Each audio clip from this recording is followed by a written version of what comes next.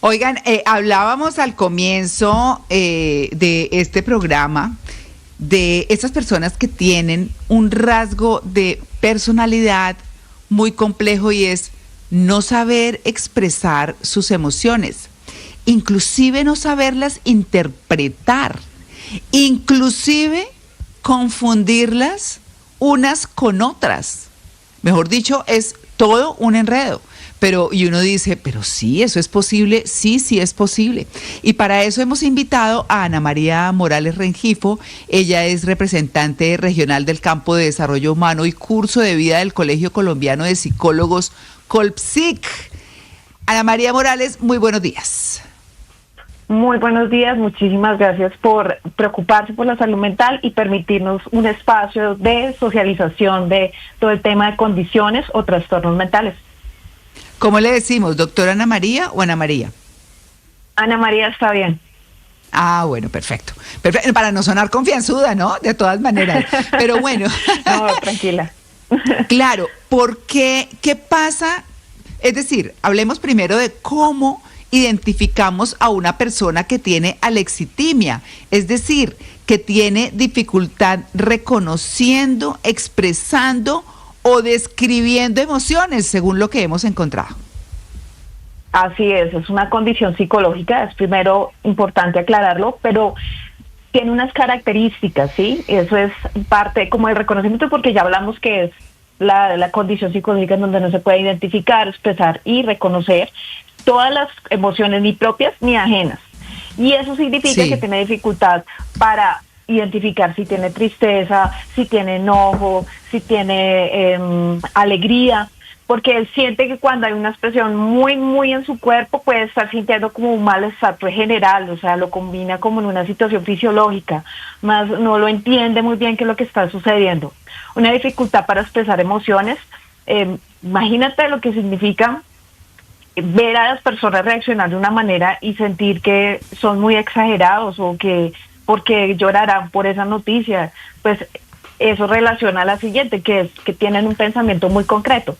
Si tú les dices a ellos, en este momento la puerta está, necesito que vaya y mire la puerta, él le va a decir, pero ¿para qué?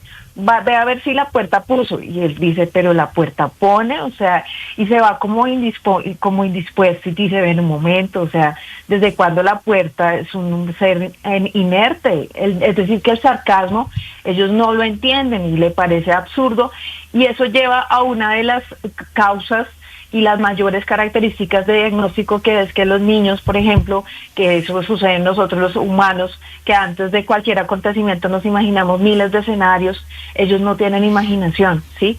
Entonces, esa fantasía y ese desarrollo de fantasía hace que no quieran tener un relacionamiento con los demás niños, porque cogen una hoja y juegan al carrito y ellos dicen, pero ¿qué tiene que ver una hoja con un carrito si es una hoja? O sea, es muy concreto ese pensamiento y finalmente esa dificultad para reconocer las emociones de los otros. Imagínate lo que significa si nosotros en nuestra comunicación de recepción y de recibir, de dar y recibir el mensaje, tenemos que usar nuestras manos, usar nuestras emociones, es triste lo que está pasando. Imagínatelo en las personas que son sordas, que tienen que usar el lenguaje de señas y tienen que hacer expresiones faciales exageradas para que la gente entienda el contenido emocional que tiene. Entonces, eso es complejo y tienden a confundir en las causas con el autismo, que ya es otra enfermedad, un espectro autista que ya es otra enfermedad diferente. Condición, es una condición, sí. Condición, sí. Sí. Sí, bueno, quería preguntarle, estaba pensando en eso justamente, en el espectro autista, porque mucho de lo que se encuentra es justamente eso. Hay que enseñarles a que como que identifiquen las emociones en los demás y en ellos mismos. Eso está bien. Pero le quiero preguntar lo siguiente, más allá de la condición autista, porque pues ese no es el tema hoy, sino cuando una persona tiene digamos, dificultades con esa interpretación de las emociones de otros y las propias, y se habla de un tema de salud mental y se habla desde la psicología, ¿en qué se basa eso? ¿Cuál es la base de que una persona llegue ahí? Bueno, realmente es el relacionamiento social, las dificultades para adaptarse en cualquier contexto. Puede ser en el colegio, en la primera etapa de la vida viene siendo la relación con los pares, el hecho de no tener o no querer una necesidad con un par porque presenta unas emociones exageradas o no las comprende, ¿sí? Entonces se aíslan, y la sociedad no es de aislamiento, la sociedad es de tener continua comunicación, pasar buenos momentos, imaginar, jugar. Es muy importante para el desarrollo humano. Entonces, cuando el colegio, la profe se da cuenta o la mamita se da cuenta que él no está teniendo un desarrollo, empiezan a ver esas dificultades y esa preocupación de qué está sucediendo. Eso nos lleva también al relacionamiento en el trabajo, en los espacios de socialización o ocio, que puedes surtir en los gustos. Yo tengo hobbies y prefiero estar sola en mi hobby, me gusta la fotografía o me gusta el deporte, pero me gusta hacerlo solo porque el relacionamiento me desgasta, no me gusta. Y como es diferente, pues la sociedad hace una alerta frente a eso. Ana María, ¿cuáles son esas señales que podemos ver en las personas que están bloqueadas emocionalmente pero que no son capaces de decirlo? Una cosa es cuando estamos teniendo, y ahí tenemos que hablar un poco de cuáles son las enfermedades mentales más comunes y que pueden llegar a tener una cercanía cuando hablas de no tener no expresar una emoción porque está teniendo una crisis. Las enfermedades más comunes son la depresión, la ansiedad, el trastorno bipolar y, hay otra, la esquizofrenia, la más importante de todas. Pero el caso es que muchas veces ellos no expresan las emociones porque es una etapa donde quieren reconocerse a sí mismos y entender qué es lo que realmente están sintiendo para poderla expresar de manera adecuada. Entonces muchas veces nos confundimos por eso. Él se aísla, pasó algo negativo, le acaban de llamar y le dijeron, no, mira, murió una persona, murió tu perrito, murió. Entonces ellos dicen, Dios mío, no sé cómo tomar este primer momento, prefiero aislarme para no reaccionar de manera agresiva o reaccionar de manera exagerada, que quieres mantener ese equilibrio. No te puedes, digamos que, desgastar en una emoción teniendo en cuenta que viene todo un proceso de duelo que puede durar 6 meses, pero la gente no lo sabe. Simplemente intuitivamente siente que es la forma en cómo debe comportarse para sentir que es una sanación y una aceptación de la noticia negativa que acaba de recibir. De acuerdo. Ana María, el problema, lo he mencionado de pronto un par de veces hoy, podría surgir de expresar nuestras emociones en un mar repleto de tiburones, y hago referencia puntual a las redes sociales, en donde uno expresa sus emociones en redes sociales y es acribillado, sea como sea. Bueno, ahí puede haber gente empática con las emociones de uno, pero no es el caso de todos. ¿Cómo identificar un lugar seguro en donde podamos expresar nuestras emociones? Bueno, el lugar seguro, y me lo preguntas a mí como representante del Colegio de Psicólogos, un lugar seguro es un profesional de salud mental.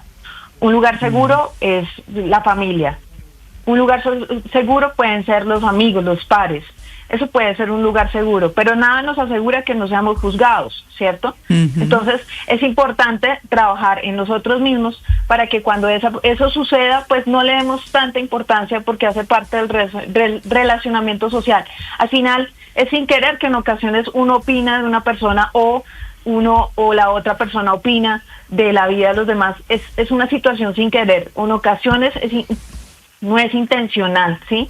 O tal vez sienten que si son de esa manera, imagínate una persona que no tiene una expresión de sentimientos tratando de entender una depresión o una tristeza, teniendo en cuenta que tiene un pensamiento concreto, él va a decir, no tiene coherencia que él esté así teniendo tantas cosas a su alrededor positivas.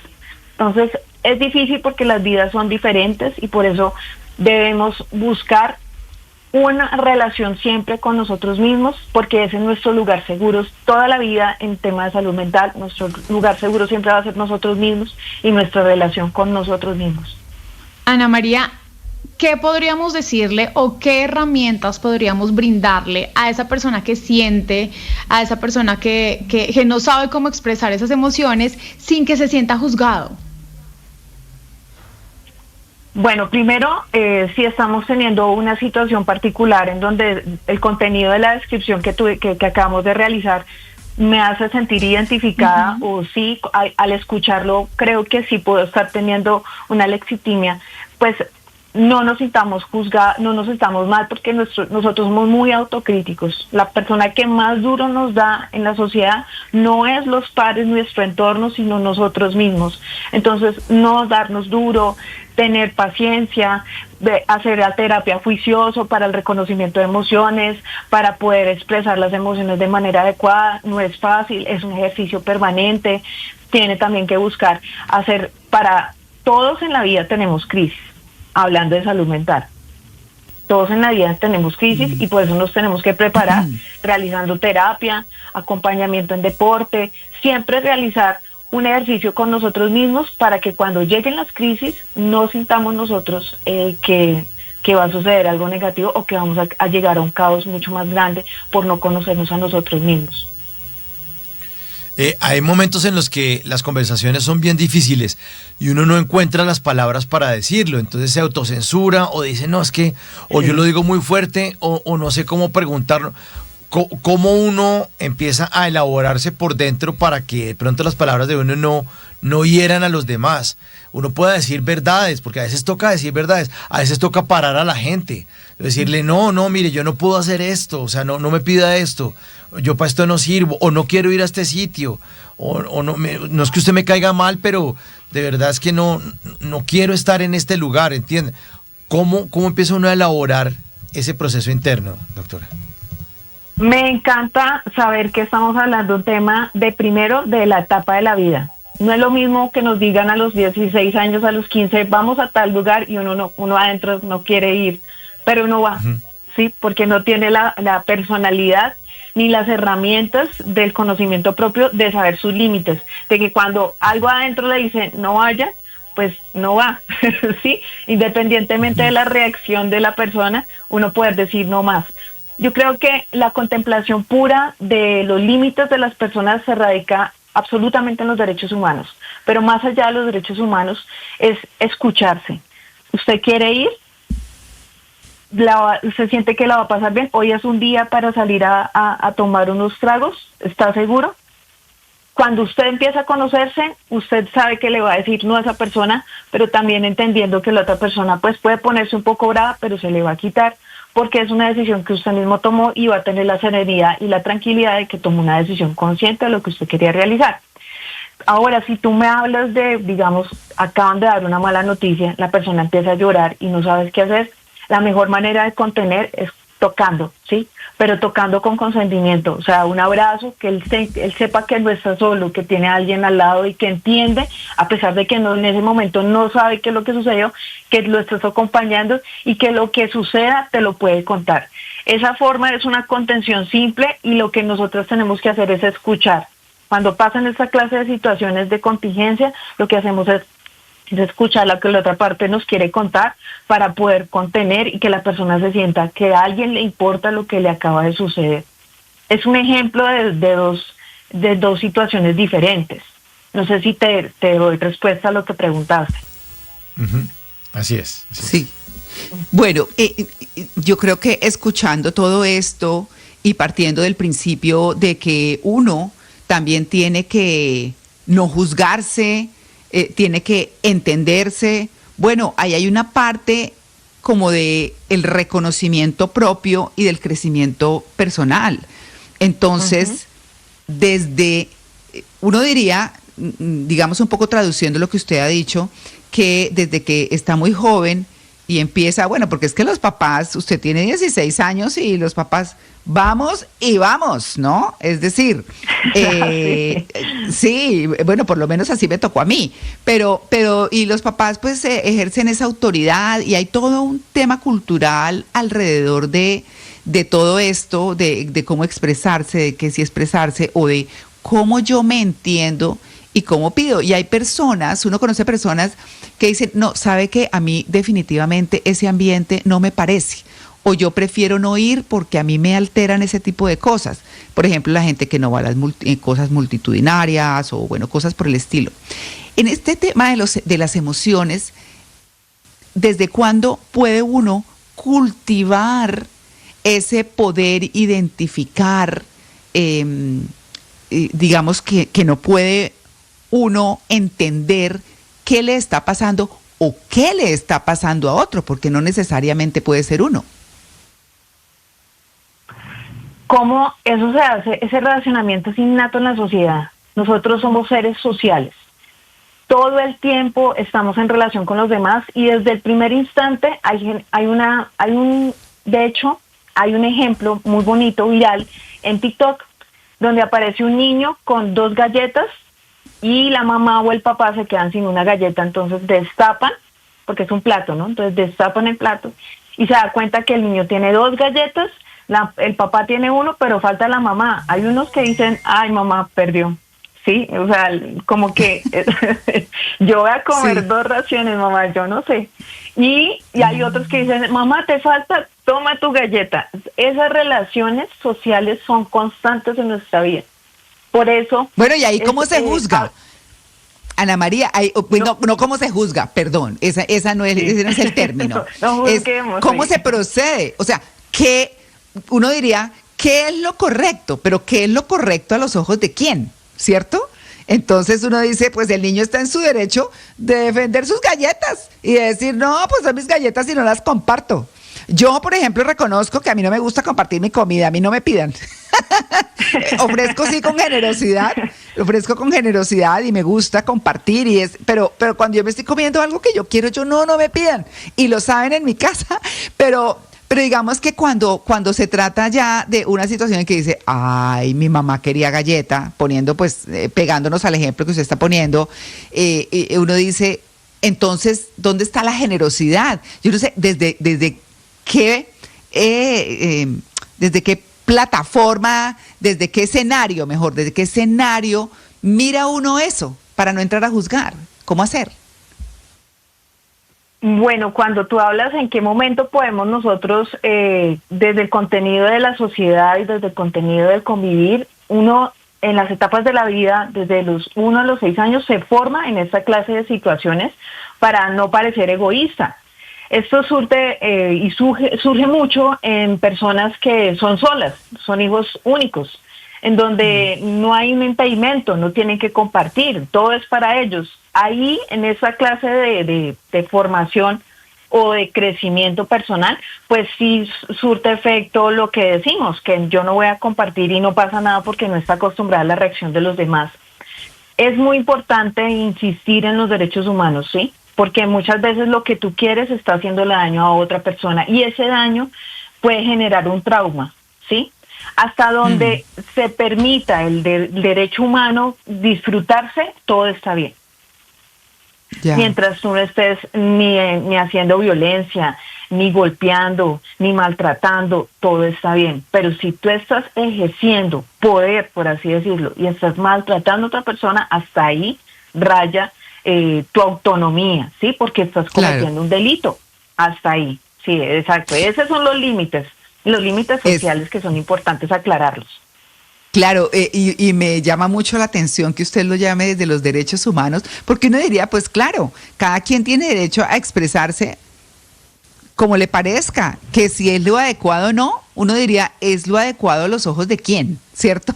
Es un poco lo que uno se pregunta. Pero yo diría, porque me gustaría cerrar con esto, es ¿cómo hacemos para que la gente reflexione? Es decir, que la solución sea desde la reflexión propia y desde la de llevar a la reflexión a esa persona que está teniendo esa actitud que uno no entiende, por ejemplo. Uh-huh. Por ejemplo, amaneció el vecino de mal genio. Preciso, ese día yo amanecí súper feliz, le digo buenos días vecino y el vecino me responde, ¿qué tienen de buenos? Entonces, ¿uno qué hace? Sí, porque en ese momento yo estaba muy contenta y él me pone de mal genio. Entonces yo lo que hago es respirar, ¿sí? Entender que puede tener un mal día, no tomarlo personal y continuar el camino, ¿sí? Probablemente, como no fuimos nosotros los que la embarramos ni fuimos groseros, entonces probablemente él llegue y él se va a sentir mal, él va a tener una emoción de encuentro frente al mismo y después va a venir y le va a decir, vecina, discúlpeme por lo que di esta mañana, creo que me pasé. Él mismo se va a autocriticar y se va a autojuzgar frente a la reacción que tuvo, que fue inadecuada. O no lo hará, ¿no? Bueno, entonces la vecina sigue adelante porque la idea es convivir pacíficamente. Una resolución de conflictos. Él es así. Sí, hay días que amanece bien, hay días que no. Bueno, pero no me va a quitar mi energía de saludar. Eso también pasa y en la interacción, ¿no? Claro, nos queda un minutico, pero en la interacción con la persona que uno siente que se está equivocando en esa reacción, ¿es sí llevarla a la reflexión o también medir qué hay? Yo soy una persona que propendo por las pautas pacíficas, ¿sí?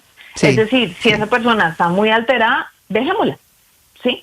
Dejémosla, no con la palabra en la boca, pero si yo le estoy justificando mis razones y él no me está entendiendo, lo bueno es que nos tomemos un respiro para que por favor meditemos cada uno cómo está reaccionando y volvamos a encontrarnos para poder hablar y hablar con calma. Hablar con rabia nunca va a solucionar nada. Hablar con calma va a solucionar y nos permite ver una meta que en este momento no estamos viendo en medio de la convivencia. Ahora recuerda que si se extralimita, porque también hay que hablar de las cosas exageradas. Uno tratando de contener y él siendo agresivo, grosero. Hay espacios e instancias de convivencia, ¿sí? Identifiquen sus espacios de convivencia e instancias para la conciliación. Hay centros de conciliación en esa clase de conflictos porque se está convirtiendo en un delito, ¿sí? Porque te está agrediendo, te está generando un trauma, tú estás teniendo un miedo a salir, o sea, estrés postraumático, que ya eso es otro tema. Claro.